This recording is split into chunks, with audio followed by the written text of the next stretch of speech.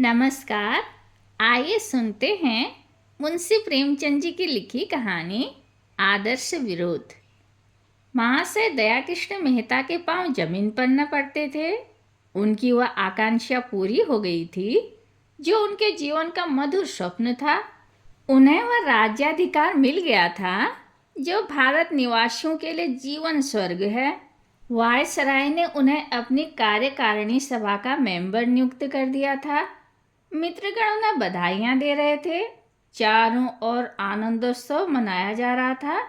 कहीं दावतें होती थी, कहीं आश्वासन पत्र दिए जाते थे। वह उनका व्यक्तिगत सम्मान नहीं, राष्ट्रीय सम्मान समझा जाता था। अंग्रेज अधिकारी वर्ग भी उन्हें हाथों हाथ लिए फिरता था। महाशय दया कृष्ण लखनऊ के एक सुविख्यात बैरिस्टर थे। बड़े उदार हृदय, राजनीति में कुशल तथा प्रजाभक्त थे। सदैव सार्वजनिक कार्यों में तल्लीन रहते थे। समस्त देश में शासन का ऐसा निर्भय तत्वान्वेषी, ऐसा निष्प्रय समालोचक न था और न प्रजा का ऐसा सूक्ष्मदर्शी, ऐसा विश्वसनीय और ऐसा सहृदय बंधु। समाचार पत्रों में इस नियुक्ति पर खूब टीकाएं हो रही थी। एक ओर से आवाज आ रही थी, हम गवर्नमेंट को इस चुनाव पर बधाई नहीं दे सकते। दूसरी ओर के लोग कहते थे, यह सरकारी उदारता और प्रजाहित चिंता का सर्वोत्तम प्रमाण है।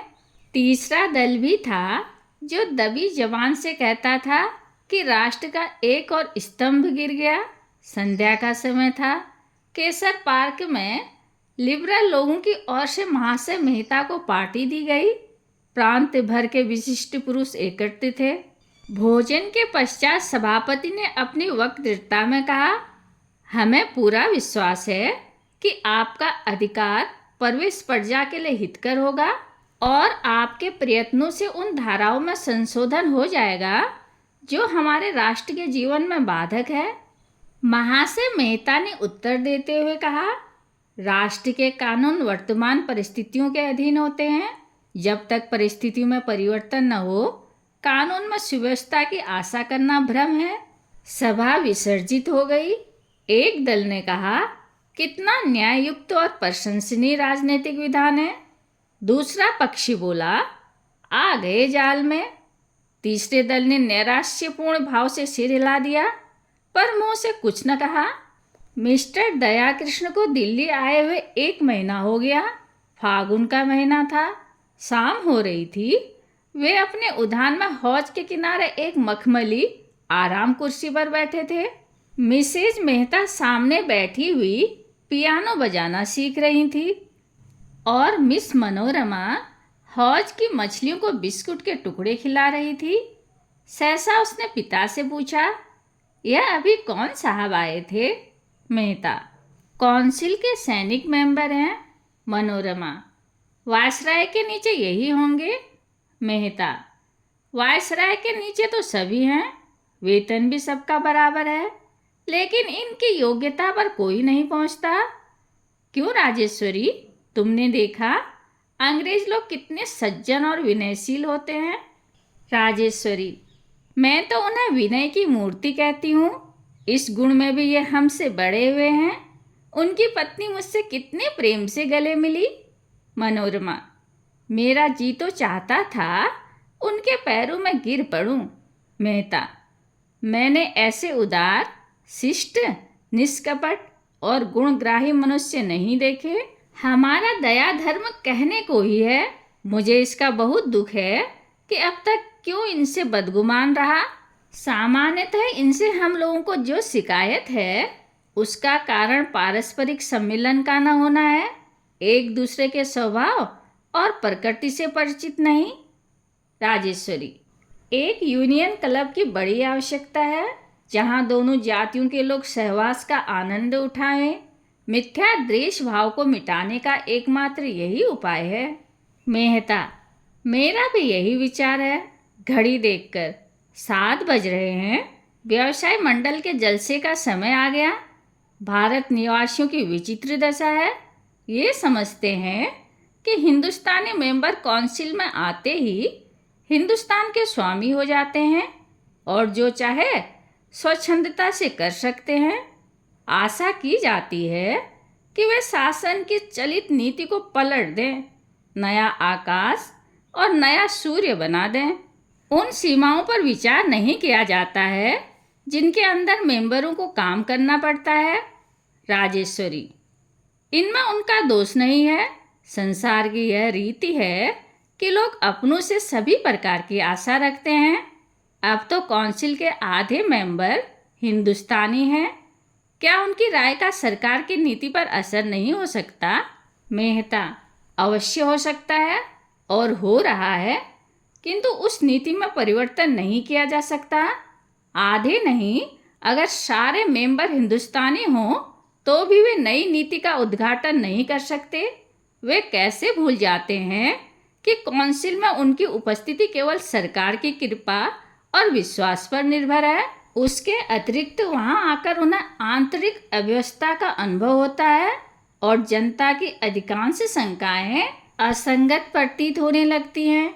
पद के साथ उत्तरदायित्व का भारी बोझ भी सिर पर आ पड़ता है।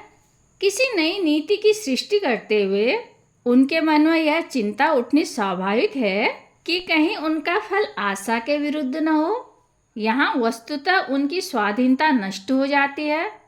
उन लोगों से मिलते जुलते भी झिझकते हैं जो पहले उनके सहकारी थे, पर अब अपने उच्छृंखल विचारों के कारण सरकार की आंखों में खटक रहे हैं।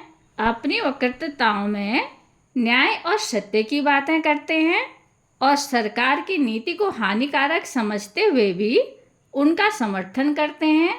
जब इसके प्रतिकूल वे कुछ कर ही नहीं सकते तो इसका विरोध करके अपमानित क्यों बने? इस अवस्था में यही सर्वोचित है कि शब्दाडंबर से काम लेकर अपनी रक्षा की जाए। और सबसे बड़ी बात यह है कि ऐसे सज्जन उदार नीतिज्ञ शुभचिंतकों के विरुद्ध कुछ कहना या करना मनुष्यत्व और सद्व्यवहार का गला घोंटना है। यह लो, मोटर आ गई, चलो। व्यवसाय मंडल में लोग आ गए होंगे। ये लोग वहां पहुंचे तो करतल ध्वनि होने लगी। सभापति महोदय ने एड्रेस पढ़ा, जिसका निष्कर्ष यह था कि सरकार को उन शिल्प कलाओं की रक्षा करनी चाहिए जो अन्य देशी प्रतिद्वंदिता के कारण मिटी जाती हैं। राष्ट्र की व्यावसायिक उन्नति के लिए नए नए कारखाने खोलने चाहिए और जब वे सफल हो जाएं तो उन्हें व्यावसायिक संस्थाओं के हवाले कर देना चाहिए। उन कलाओं की आर्थिक सहायता करना भी उनका कर्तव्य है जो अभी शैशवावस्था में है, जिससे जनता का उत्साह बढ़े। मेहता महोदय ने सभापति को धन्यवाद देने के पश्चात सरकार के औद्योगिक नीति की घोषणा करते हुए कहा, आपके सिद्धांत निर्दोष हैं, किंतु उनको व्यवहार में लाना नितांत दुष्कर है। गवर्नमेंट आपको सम्मति प्रदान कर सकती है, लेकिन व्यावसायिक कार्य में अग्रसर बनना जनता का काम है। आपको स्मरण रहना चाहिए कि ईश्वर भी उन्हीं की सहायता करते हैं। आप में आत्मविश्वास, औद्योगिक उत्साह का बड़ा अभाव है। पग पग पर सरकार के सामने हाथ फैलाना आपके अयोग्यता और अकर्मण्यता की सूचना देता है। दूसरे दिन समाचार पत्रों में इस वक्तृता की टीकाएं होने लगी। एक दल ने कहा, मिस्टर मेहता की स्पीच ने सरकार की नीति को बड़ी स्पष्ट और कुशलता से निर्धारित कर दिया है। दूसरे दल ने लिखा, हम मिस्टर मेहता की स्पीच पढ़कर स्तंभित हो गए। व्यवसाय मंडल ने वही पथ ग्रहण किया जिसके प्रदर्शक स्वयं मिस्टर मेहता थे। उन्होंने उस लोकोक्ति को चरितार्थ कर दिया कि नमक की खान में जो कुछ जाता है नमक हो जाता है। तीसरे दल ने लिखा, हम मेहता महोदय के इस सिद्धांत से पूर्ण सहमत हैं कि हमें पग पग पर सरकार के सामने दीन भाव से हाथ न फैलाना चाहिए। यह वक्तृता उन लोगों की आंखें खोल देगी जो कहते हैं कि हमें योग्यतम पुरुषों को काउंसिल में भेजना चाहिए। व्यवसाय मंडल के सदस्यों पर दया आती है जो आत्मविश्वास का उपदेश ग्रहण करने के लिए कानपुर से दिल्ली गए थे। चैत का महीना था, शिमला आबाद हो चुका था। मेहता महाशय अपने पुस्तकालय में बैठे हुए पढ़ रहे थे कि राजेश्वरी ने आकर पूछा, ये कैसे पत्र हैं? मेहता, यह आय व्यय का मसौदा है, आगामी सप्ताह में काउंसिल में पास होगा। उनकी कई मदें ऐसी हैं जिन पर मुझे पहले से ही शंका थी और अब भी है। अब समझ में नहीं आता कि उन पर सहमति कैसे दूं। यह देखो, 3 करोड़ रुपए उच्च कर्मचारियों की वेतन वृद्धि के लिए रखे गए हैं। यहाँ कर्मचारियों का वेतन पहले से ही बढ़ा हुआ है, इस वृद्धि की जरूरत ही नहीं। पर बात जबान पर कैसे लाऊं? जिन्हें इनसे लाभ होगा वे सभी नित्य के मिलने वाले हैं। सैनिक व्यय में 20 करोड़ बढ़ गए हैं। जब हमारी सेनाएं अन्य देशों में भेजी जाती हैं तो विदित ही है कि हमारी आवश्यकता से अधिक है। लेकिन इस मत का विरोध करूं तो काउंसिल मुझ पर उंगलियां उठाने लगे। राजेश्वरी, इस भय से चुप रह जाना तो उचित नहीं। फिर तुम्हारे यहाँ आने से क्या लाभ हुआ? मेहता, कहना तो आसान है पर करना कठिन। यहाँ जो कुछ आदर सम्मान है सब हाँ हजूर में है। वायसराय की निगाहें जरा तिरछी हो जाए तो कोई पास न फटके, नक्कू बन जाऊं। यह लो, राजा भद्र बहादुर सिंह जी आ गए। राजेश्वरी, शिवराजपुर कोई बड़ी रियासत है? मेहता, हाँ, 15 लाख वार्षिक से कम आय न होगी और फिर स्वाधीन राज्य है। राजेश्वरी, राजा साहब मनोरमा की ओर बहुत आकर्षित हो रहे हैं। मनोरमा को भी उनसे प्रेम होता जान पड़ता है। मेहता, यह संबंध हो जाए तो क्या पूछना, यह मेरा अधिकार है कि राजा साहब को इधर खींच रहा है। लखनऊ में ऐसे सुअवसर कहाँ थे? वह देखो, अर्थ सचिव मिस्टर काक आ गए। काक, मेहता से हाथ मिलाते हुए, मिसेज मेहता, मैं आपके पहनावे पर आसक्त हूँ। खेद है हमारी लेडियाँ साड़ी नहीं पहनती। राजेश्वरी, मैं तो अब गाउन पहनना चाहती हूँ। काक, नहीं मिसेज मेहता, खुदा के वास्ते यह अनर्थ न करना। मिस्टर मेहता, मैं आपके वास्ते बड़ी खुशखबरी लाया हूँ। आपके सुयोग्य पुत्र अभी आ रहे हैं या नहीं?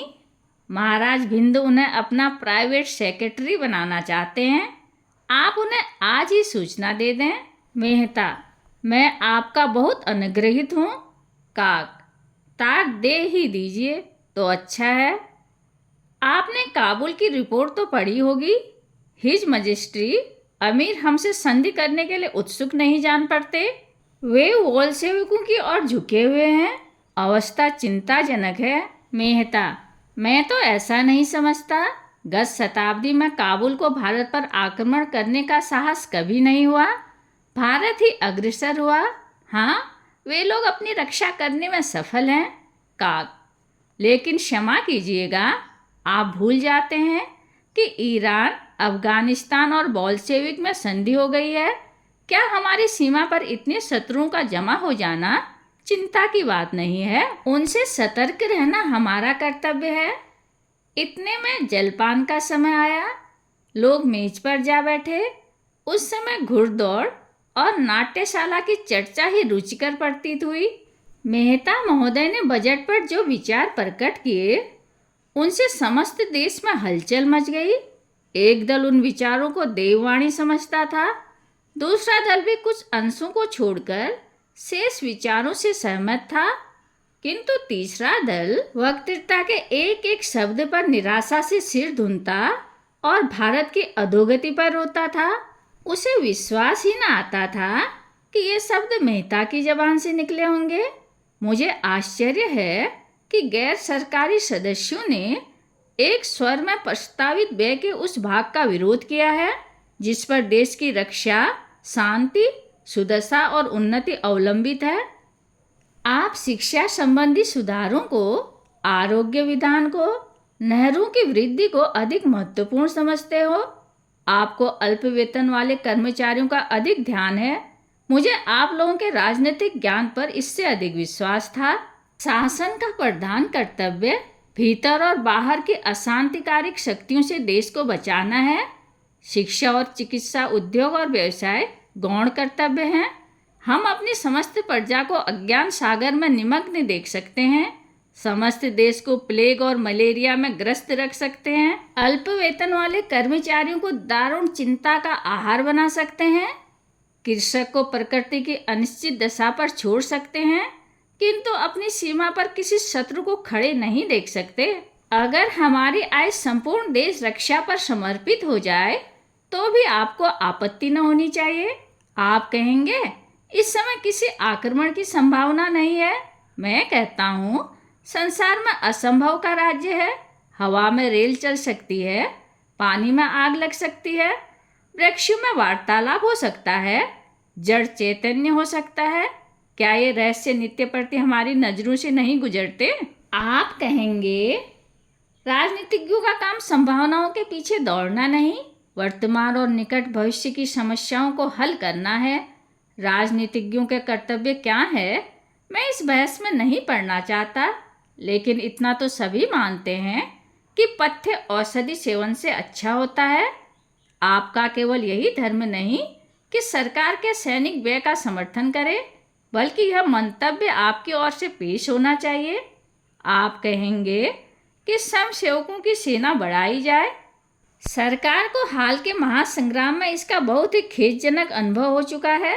शिक्षित वर्ग विलासप्रिय, साहसीन और स्वार्थ सेवी है। देहात के लोग शांतिप्रिय, संकीर्ण हृदय, मैं भीरू न कहूँगा, और गृह सेवी हैं। उनमें वह आत्मत्याग कहाँ, वह वीरता कहाँ, अपने पुरखों की वह वीरता कहाँ? और शायद मुझे यह याद दिलाने की जरूरत नहीं कि किसी शांतिप्रिय जनता को आप 2-4 वर्षों में रणकुशल और समर प्रवीण नहीं बना सकते। जेठ का महीना था, लेकिन शिमले में न लू की ज्वाला थी और न धूप का ताप। महाशय मेहता विलायती चिट्ठियां खोल रहे थे। बालकृष्ण का पत्र देखते ही फड़क उठे, लेकिन जब उसे पढ़ा तो मुखमंडल पर उदासी छा गई। पत्र लिए हुए राजेश्वरी के पास आए। उसने उत्सुक होकर पूछा, बाला का पत्र आया? मेहता, हाँ यह है। राजेश्वरी, कब आ रहे हैं? मेहता, आने जाने के विषय में कुछ नहीं लिखा, बस सारे पत्र में मेरे जाति द्रोह और दुर्गति का रोना है। उसकी दृष्टि में मैं जाति का शत्रु, धूर्त, स्वार्थांध, दुरात्मा सब कुछ हूँ। मैं नहीं समझता कि उसके विचारों में इतना अंतर कैसे हो गया।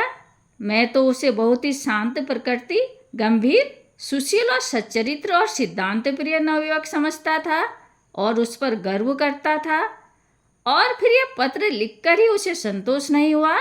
उसने मेरी स्पीच का विस्तृत विवेचन एक प्रसिद्ध अंग्रेजी पत्रिका में छपवाया है। इतनी कुशल हुई कि वह लेख अपने नाम से नहीं लिखा, नहीं तो मैं कहीं मुंह दिखाने योग्य न रहता। मालूम नहीं वह किन लोगों की कुसंगति का फल है। महाराज भिंद की नौकरी उसके विचार में गुलामी है।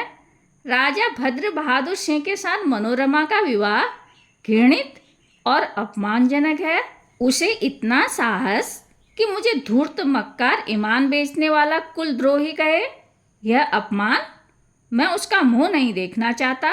राजेश्वरी, लाओ जरा इस पत्र को मैं देखूं। वह तो इतना मुंहफट न था।